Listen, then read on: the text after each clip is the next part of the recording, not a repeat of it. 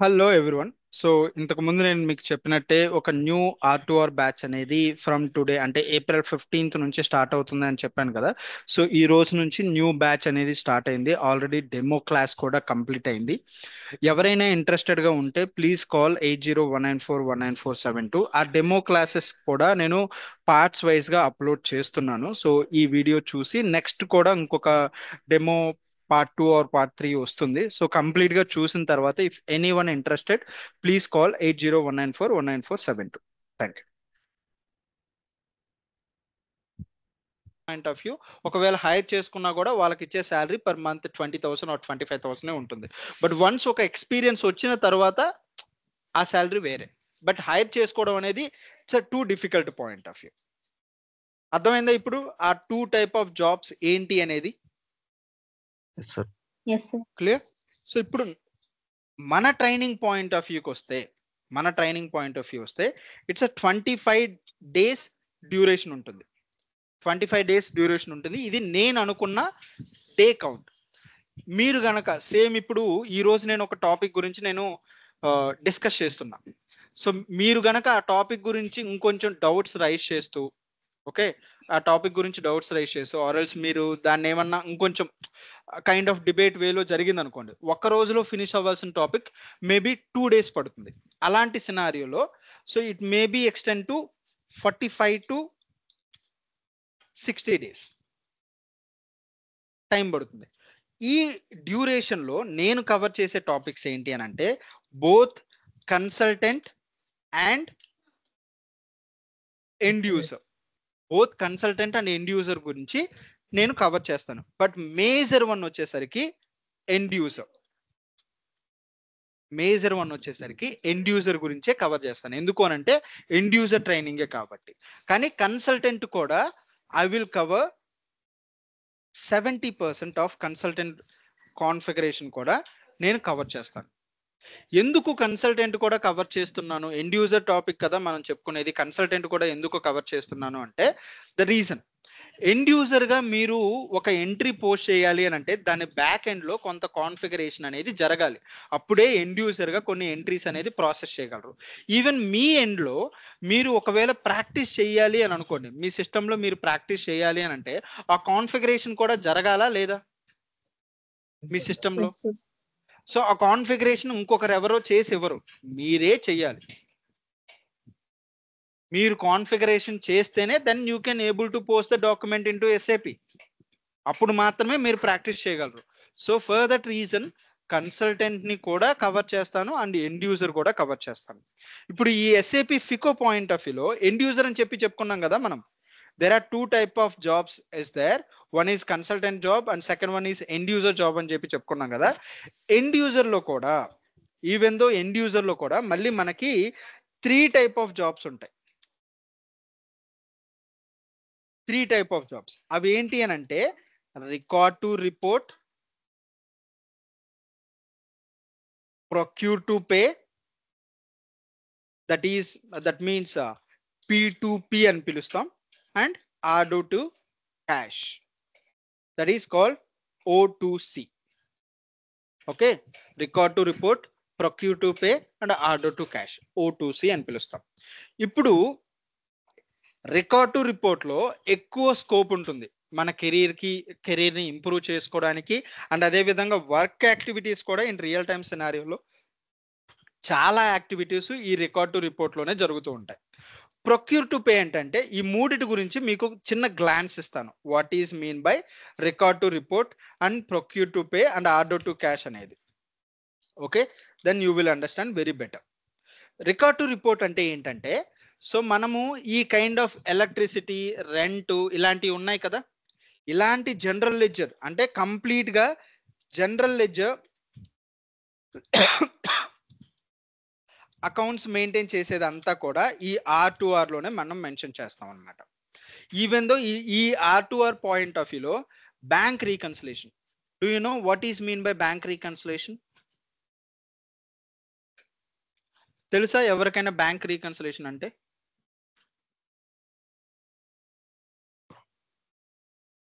Anyone nose?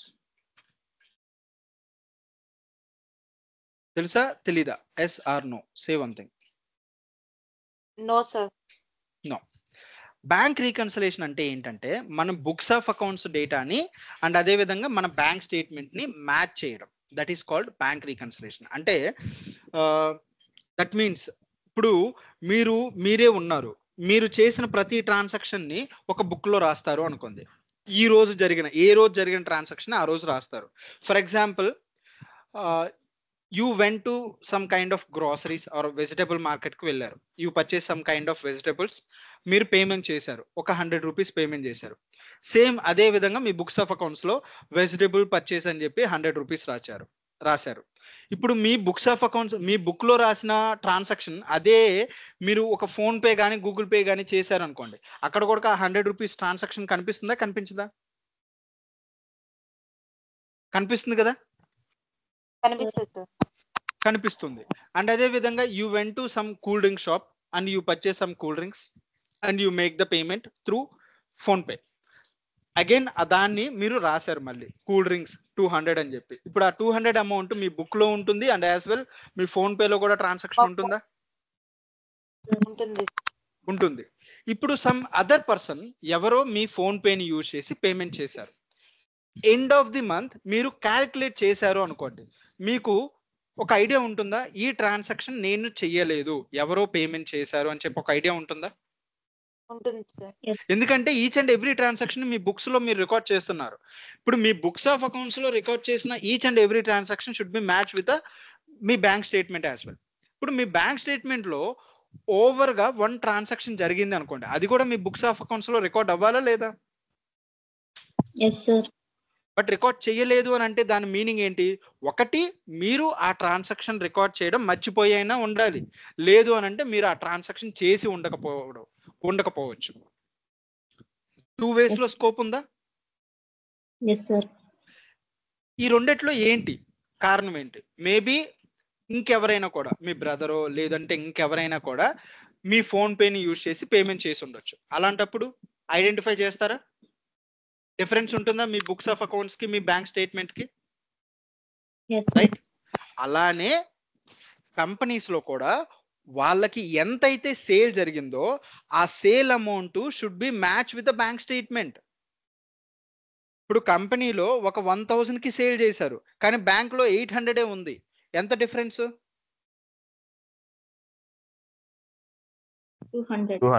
200. ఈ 200 ఏమైంది? Employees ఏమన్నా రికార్డ్ చేయడం మర్చిపోయారా, లేదంటే వాళ్ళు ఏమన్నా థెఫ్ట్ చేశారా, దొంగతనం చేశారా? ఇలా ఐడెంటిఫై చేయడాన్ని we can call it as a bank reconciliation. అర్థమైందా? సో ఇలాంటి కొన్ని యాక్టివిటీస్ అన్ని కూడా ఇలా record to report, kind of general ledger accounting, bank reconciliation, inter company transaction, foreign currency posting, foreign currency revaluation. So ఇలా మీరు కనుక అంటే if you can browse in Google Chrome లోకి వెళ్ళి నౌకరీ అని చెప్పి బ్రౌజ్ చేసి ఇందులో జస్ట్ ఇది రిజిస్టర్ జస్ట్ naukri.com లోకి వెళ్ళి I'm just browsing here R2R అని చెప్పి బ్రౌజ్ చేస్తున్నా. ఓకే, సెర్చ్ చేస్తే నాకు ఇక్కడ కొన్ని అంటే లిస్టింగ్స్ కనిపిస్తాయి. ఎవరికైతే R2R పాయింట్ ఆఫ్ వ్యూలో ఎంప్లాయీస్ని హైర్ చేసుకోవాలో వాళ్ళు పోస్టింగ్ చేస్తారు. దీనికి మనం అప్లై చేయొచ్చు, లేదంటే వాళ్ళ ఫోన్ నెంబర్ ఏదైనా ఉంటే వాళ్ళతోటి మనం కాంటాక్ట్ అవ్వచ్చు.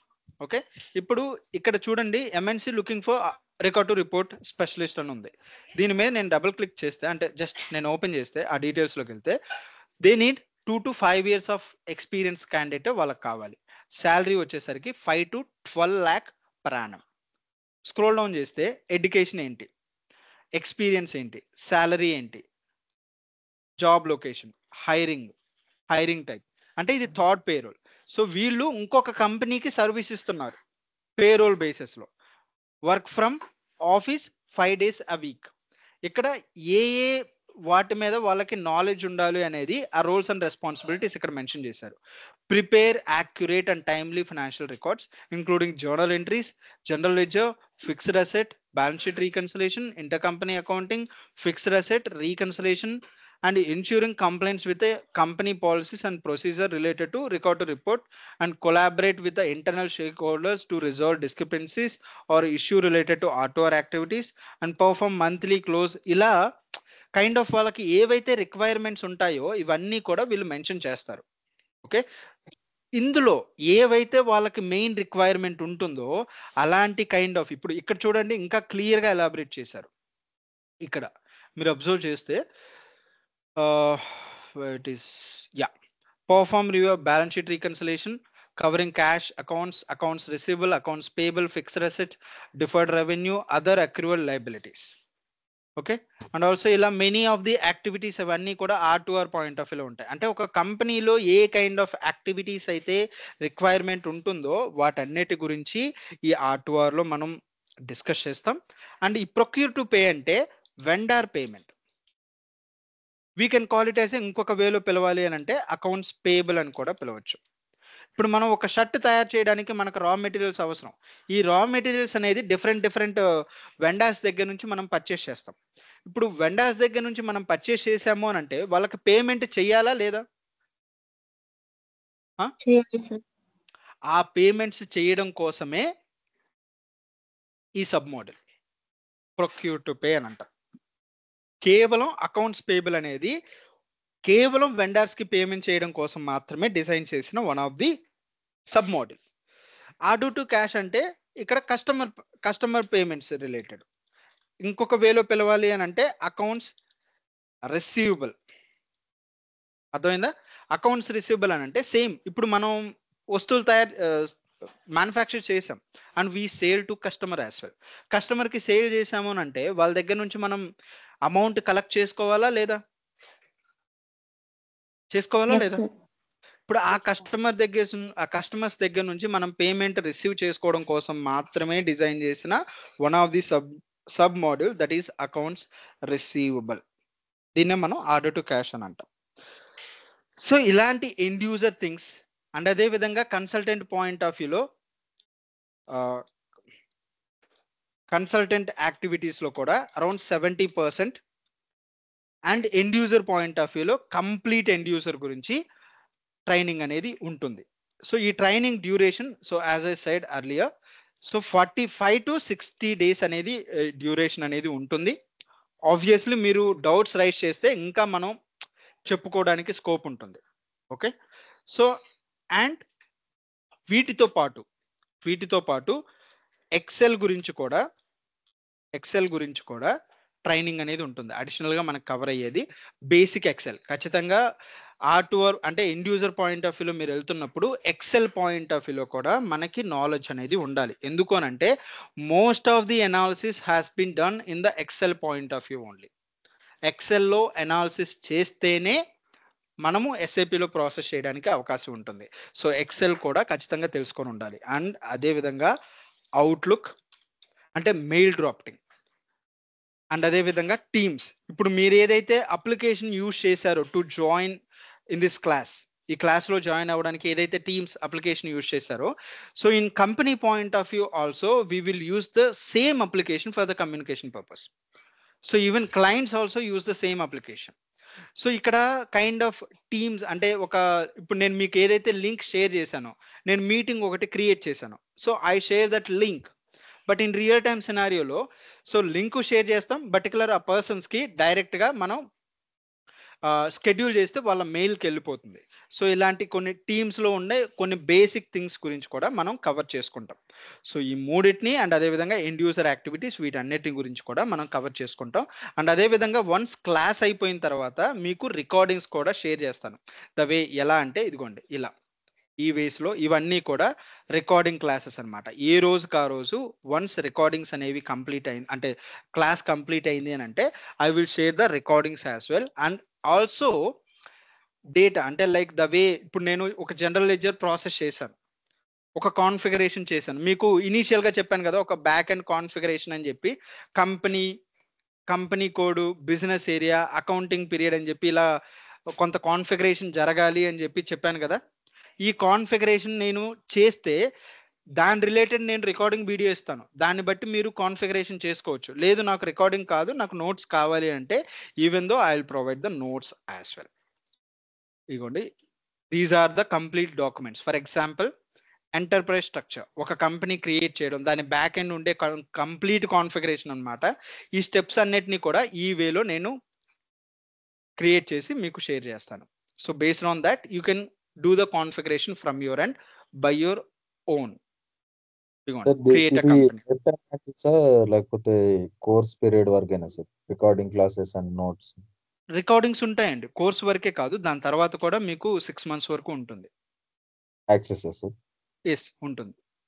ఓకే. అండ్ ఆల్సో నేను నోట్స్ కూడా ప్రొవైడ్ చేస్తాను. ఇది వాట్సాప్ ద్వారా ప్రొవైడ్ చేసేది కాబట్టి డెఫినెట్లీ యూ విల్ హ్యావ్, అంటే పర్మనెంట్లీ వెన్ ఎవర్ మీరు డిలీట్ చేసేంత వరకు ఈ ఫైల్స్ ఉంటాయి. Okay sir. రికార్డింగ్ క్లాసెస్ ఏమో? రికార్డ్ క్లాసెస్ అయితే ఆబ్వియస్లీ క్లాసెస్ అయిపోయినాక 6 months వరకు కూడా మీకు వ్యాలిడిటీ ఉంటుంది. Okay sir. ఆ తర్వాత ఉండవా సార్? ఆ తర్వాత కూడా ఉంటుందండి. అంటే లైక్ దానికంటూ, అంటే ఇప్పుడు ఫర్ ఎగ్జాంపుల్ బ్యాచ్ కంటిన్యూ అవుతుంది నాకు, సో నేను ఆబ్వియస్లీ పర్చేస్ చేసేంత వరకు ఈ ఈ ఏదైతే ఉందో డ్రైవ్స్ ఇవన్నీ కూడా నేను పర్చేస్ చేస్తుంది. ఎవ్రీ మంత్ సమ్ అమౌంట్ నేను పే చేస్తున్నది. ఆబ్వియస్లీ నేను క్లాసెస్ చెప్పేంత వరకు ఇది అవైలబిలిటీలోనే ఉంటుంది రికార్డింగ్స్ అనేది. Okay. In case after 6 months we can pay some amount? No need to pay అండి. సో నేను అంటే క్లాసెస్ కంటిన్యూ అవుతూనే ఉంటున్నాయంటే డెఫినెట్లీ నేను ఇస్తాను. No need to pay. Okay sir. So ఇలా ఏది చేయాలి, కాన్ఫిగరేషన్ ఏం చేయాలి, ఇలా హైలైట్ చేసి కొన్ని డాక్యుమెంట్స్ ఇస్తానన్నమాట. సో ఇదిగో these are all document related to మనం చెప్పుకునే కోర్సుకి సంబంధించినవి ఇవన్నీ. సో ఇది R2Rకి సంబంధించింది, ఇది P2Pకి సంబంధించింది, ఇది O2Cకి సంబంధించింది, ఇంకా అదర్ డాక్యుమెంట్స్ ఉన్నాయి. సో ఆ అదర్ డాక్యుమెంట్స్ కూడా ఉన్నాయి. బేస్డ్ ఆన్ క్లాస్ని బట్టి I will share the documents as well. One doubt sir. Yes please. Having 6 to 7 years of experience in P2P, how much can we expect, sir?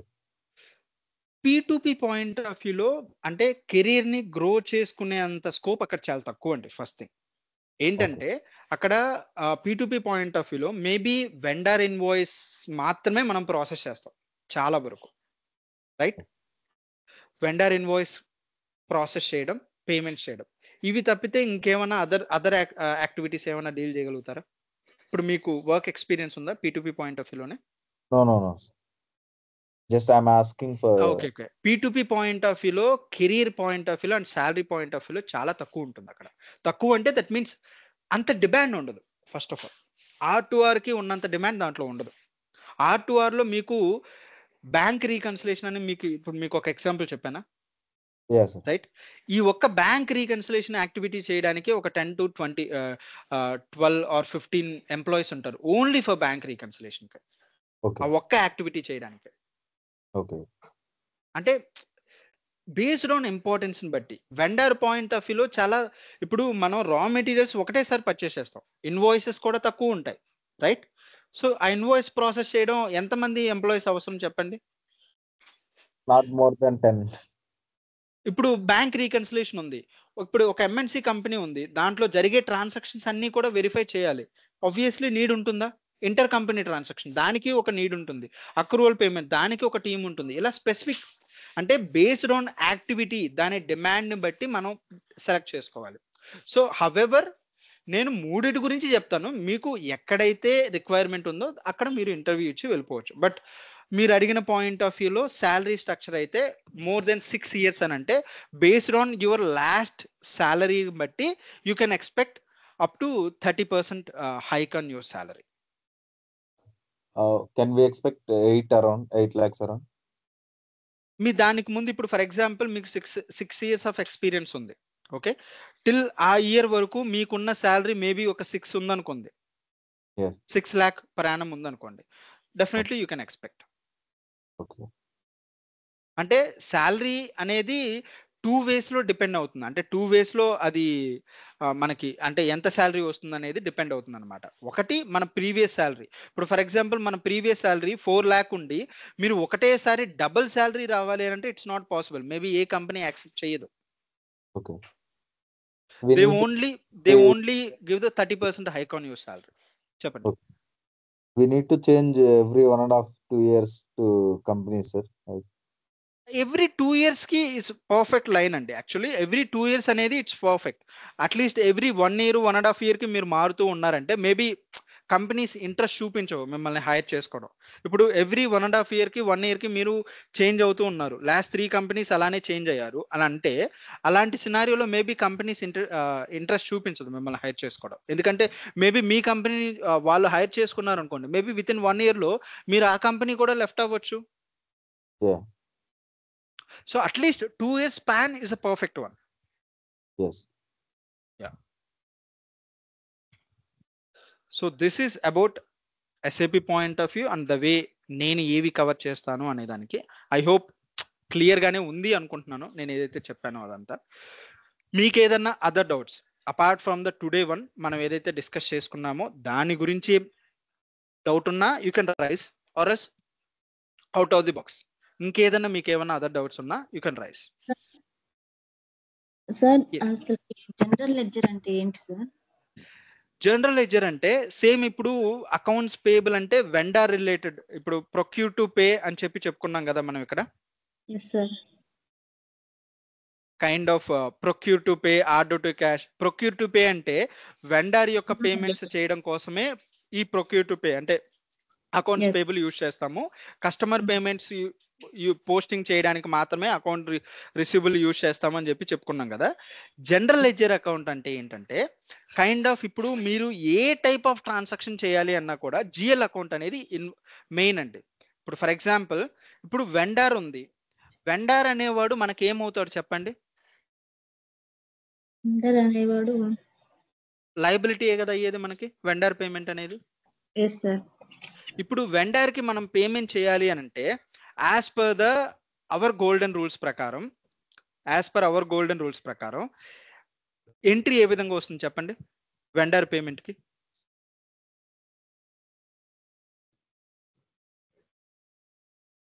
As per the golden rules ప్రకారం entry ఏ విధంగా వస్తుంది?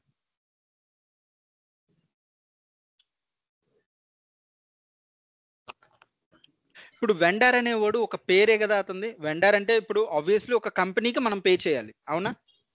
Yes sir. Company name involve అయిందంటే ఏ golden rule involve అవుతుంది ఇక్కడ? Personal rules ఏంటి? Debit the receiver, credit the giver.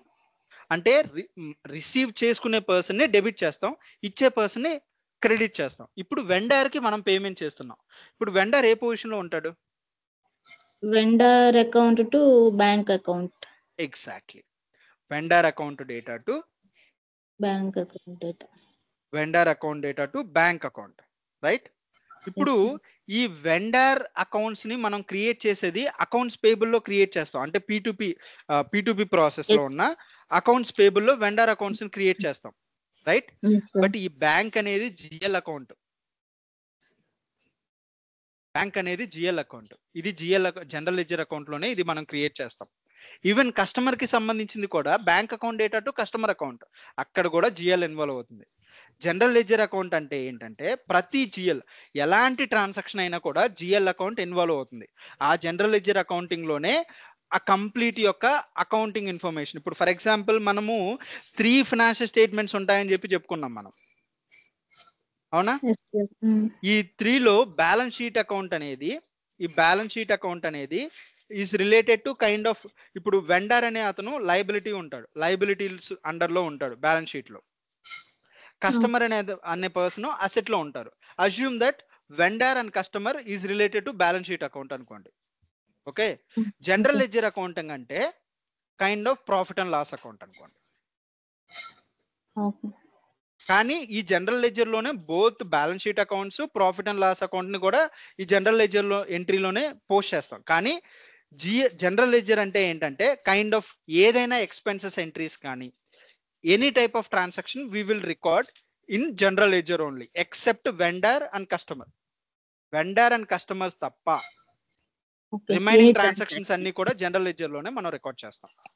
Okay, అది కూడా త్రూ బ్యాంక్ ద్వారా చేస్తాం కాబట్టి బ్యాంక్ ని జనరల్ లెడ్జర్ అంటాము, అంతేనా సార్? బ్యాంక్ కూడా జనరల్ లెడ్జర్ లోనే కదా మనం క్రియేట్ చేసేది. Okay sir. సార్ ఇంకొకటి సార్, ఈ రోజు చెప్పిన క్లాస్ లో క్రెడిట్ బేస్ లో సేల్స్ జరుగుతుందని చెప్పారు కదా సార్. అవును. క్రెడిట్ బేస్ లో సేల్స్ అనే దానికి ఒక చిన్న సింపుల్ ఎగ్జాంపుల్. ఎగ్జాంపుల్ చెప్పగలుగుతారా? సార్. ఇప్పుడు ఫర్ ఎగ్జాంపుల్ ఇప్పుడు మనం చెప్పుకున్నది ఏంటి, వెండార్ పేమెంట్ అని చెప్పి. ఇప్పుడు వెండార్ దగ్గర నుంచి నేను కొంత రా మెటీరియల్ పర్చేస్ చేశా. Raw material purchased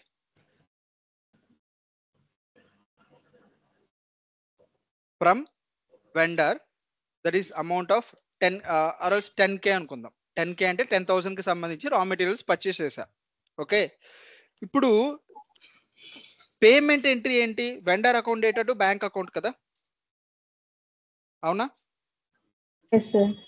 payment entry అది. కానీ వెండర్ పాయింట్ ఆఫ్ వ్యూలో కానీ కస్టమర్ పాయింట్ ఆఫ్ వ్యూలో కానీ మనం డైరెక్ట్ పేమెంట్ ఎంట్రీ అనేది రాయకూడదు. అసలు పేమెంట్ అనేది ఎప్పుడు చేస్తాం చెప్పండి, మనకి మెటీరియల్ వచ్చినాకే కదా మనం పేమెంట్ చేసేది. Yes sir, after receiving the material. After receiving the material then only we can make the payment. కానీ ఇన్ కంపెనీ పాయింట్ ఆఫ్ వ్యూలో ఏంటి అని అంటే, ఈ పేమెంట్స్ చేయడానికి ప్రతి కంపెనీకి కూడా 45 days బఫర్ టైం ఉంటుంది. అంటే నాది ఒక కంపెనీ, నేను మ్యానుఫ్యాక్చరింగ్ చేస్తున్నా నా కంపెనీలో, మీరు వెండర్ పొజిషన్లో ఉన్నారు. సో నాకు కొన్ని రా మెటీరియల్స్ కావాలి, మీరు ఆ రా మెటీరియల్ సప్లై చేశారు. నేను మెటీరియల్ తీసుకున్న తర్వాత విత్ ఇన్ 45 days ఎప్పుడైనా నేను పేమెంట్ చేయొచ్చు. ఓకే. అర్థమైందా? ఎప్పుడైనా నేను మీకు పేమెంట్ చేయొచ్చు 45 days ఎప్పుడైనా కూడా. సో ఇలాంటి టైంలో ఎంట్రీ ఏం రికార్డ్ చేయాలి? ఇప్పుడు పేమెంట్ ఎంట్రీ రికార్డ్ చేయడానికి స్కోప్ లేదు కదా. పేమెంట్ ఎంట్రీ ఎప్పుడు రికార్డ్ చేస్తాం అంటే, ఈ vendor account data to bank account అని చెప్పి ఇలాంటి ఎంట్రీ నేను ఎప్పుడు రికార్డ్ చేస్తాను చెప్పండి? We will pay the amount, then only we will record the payment. Yes, నేను మీకు పేమెంట్ చేసినప్పుడు మాత్రమే ఈ ఎంట్రీ రికార్డ్ చేస్తా. కానీ నాకు 45 days బఫర్ టైం ఉంది. నేను మెటీరియల్ రిసీవ్ చేసుకున్న దగ్గర నుంచి 45 days ఎప్పుడైనా పేమెంట్ చేయొచ్చు. బట్ అప్పుడు దాకా నేను ఈ ఎంట్రీ రికార్డ్ చేయను కదా. Yes sir. సో దానికి ముందు నేను ఏం చేస్తాను అంటే, I will record the entry of raw material account data or else purchase account data to vendor account. అర్థమైందా? పర్చేజ్ అకౌంట్ ఇక్కడ రా మెటీరియల్, మీ దగ్గర నుంచి రా మెటీరియల్ పర్చేస్ చేశాను కాబట్టి రా మెటీరియల్ అని పెట్టా. లేదంటే raw material purchase account data to vendor account 10,000. దీని మీనింగ్ ఏంటి అని అంటే, ఇది డ్యూ క్రియేట్ చేసినట్టు. నేను రా మెటీరియల్ పర్చేస్ చేశాను, ఎవరి దగ్గర నుంచి? వెండర్ దగ్గర నుంచి మెటీరియల్ పర్చేస్ చేశాను. దీనికి నేను పేమెంట్ చేయలేదు. ఇది ఈ ఎంట్రీయే ఓపెన్ ఐటమ్ ఎంట్రీ. అంటే నాకు డ్యూ అనేది నేను క్రియేట్ చేశాను. ఇది క్రెడిట్ ఎంట్రీ అని అర్థం. అర్థమైందా? Okay sir. Credit Okay, basis లో నేను మెటీరియల్ తీసుకున్నా. సో తీసుకున్న దానికి ఎంట్రీ ఇది. ఇక్కడ ఎక్కడైనా మీకు బ్యాంక్ ఇన్వాల్వ్ అయిందా? No sir. బ్యాంక్ అనేది ఎప్పుడు ఇన్వాల్వ్ అవుతుంది? Whenever we made the payment then only bank will be involved. అవునా? Yes sir. ఇప్పుడు That is the bank difference. Involve అయినప్పుడు దాన్ని ఏమంటాం సార్? ఇప్పుడు ఇదంటే క్రెడిట్ ఎంట్రీ, అప్పుడు bank this is involve. Invoice entry. Okay. Invoice entry, invoice record చేసాం but payment చేయాల. Okay, okay. Okay sir. This is payment entry. Okay. అర్థమైందా? అంటే ఇక్కడ నేను క్రెడిట్ బేసిస్ లో మెటీరియల్ తెచ్చుకున్నా, this is called invoice. But నేను ఏదైతే ఇన్వాయిస్ నేను తీసుకున్నానో దానికి నేను పేమెంట్ చేశాను, this is payment entry. Okay sir. Debit entry కూడా ఉంటుందా సార్?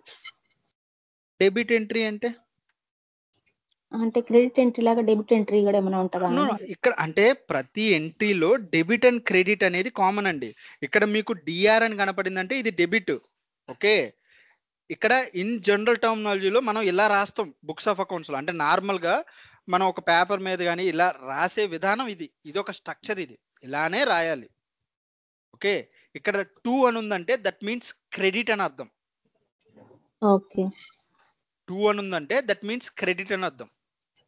మీరు అంటే ఇక్కడ డెబిట్ ఉంది కదా మరి క్రెడిట్ కనపడట్లేదు అని అనుకోవద్దు. 2 అంటే క్రెడిట్ అనే అర్థం. ఓకే. Okay sir. ఓకేనా? అంటే కొన్ని సినారియోలో ఏంటంటే, ఇప్పుడు శాలరీ ఎంట్రీకి ఏంటి? Salary account data to bank account, అవునా? Yes sir.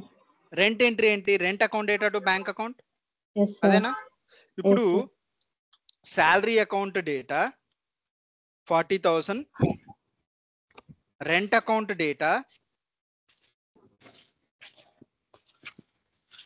20,000 to bank account,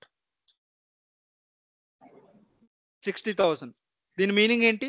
నేను శాలరీని రెంట్ని ఒకటేసారి పేమెంట్ చేశా 60,000. Yes sir. ఇక్కడ శాలరీ డెబిట్ అయింది, రెంట్ డెబిట్ అయింది, ఒక బ్యాంకు క్రెడిట్ అయింది. ఓకే. అంటే మనము అంటే ఈ పేపర్ మీద రాసేటప్పుడు ఈ వేలోనే రాయాలి. This is okay. ఆ స్ట్రక్చర్ అన్నమాట. సో మీకు సిఆర్ అనేది కనిపించదు, డిఆర్ అనేది కనిపిస్తుంది. సిఆర్ పొజిషన్ లో you will see 2. Okay. Okay sir. Finally general ledger means except of vendor accounts and customer accounts, every transaction is coming under in the general ledger account. General ledger account. Yes. Even though vendor కి payment చేసేది కూడా, payment చేయాలి అన్నా కూడా general ledger involvement అనేది ఉంటుంది. Bank is a GL. Yeah. Yes sir. Any doubts?